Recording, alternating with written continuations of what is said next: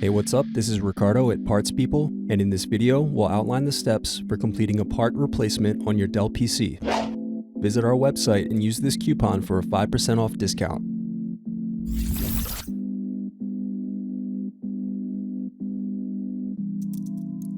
Unscrew and remove bottom base.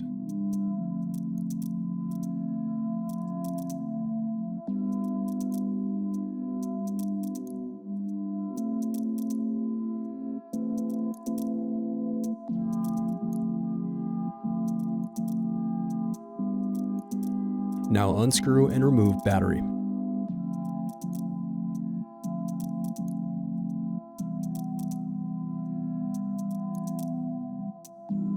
Disconnect cooling fan. Now unscrew and remove heatsink.